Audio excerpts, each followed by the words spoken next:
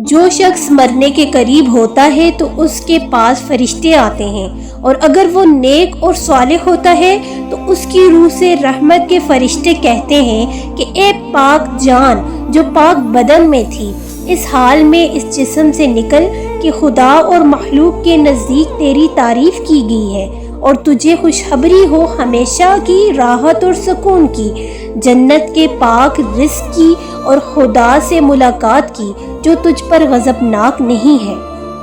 قریب المرگ کے سامنے فرشتے برابر یہی کہتے ہیں یہاں تک کہ روح خوش خوش باہر نکل آتی ہے، اور پھر فرشتے اسے آسمان کی طرف لے جاتے ہیں۔ آسمان کا دروازہ اس کے لیے کھول دیا جاتا ہے۔ آسمان کے دربان پوچھتے ہیں یہ کون شخص ہے؟ اسے لے جانے والے فرشتے کہتے ہیں کہ یہ فلاں شخص کی روح ہے۔ پس کہا جاتا ہے آفرین، آفرین ہو اے جان پاک جو پاک بدن میں تھی، اور اے پاک جان آسمان میں داخل ہو جا، اس حال میں کہ تیری تعریف کی گئی ہے اور خوشخبری ہو تجھے راحت کی، پاک رزق کی اور پروردگار سے ملاقات کی جو تجھ پر غضبناک نہیں ہے۔ اس روح سے برابر یہی بات کہی جاتی ہے یہاں تک کہ وہ اس آسمان پر پہنچ جاتی ہے جہاں رب العزت موجود ہے۔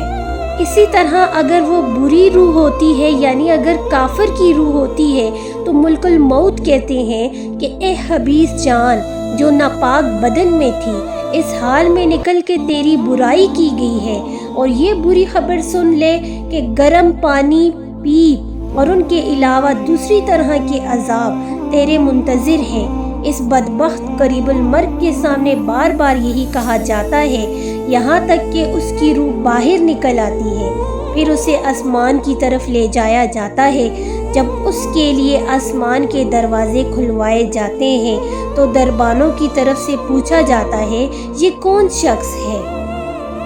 پس کہا جاتا ہے کہ بدبختی ہو اس خبیث جان پر جو پلید جسم میں تھی، اور اے خبیث جان واپس چلی جا، اس حال میں کہ تیری برائی کی گئی ہے اور تیرے لیے آسمان کے دروازے نہیں کھولے جائیں گے۔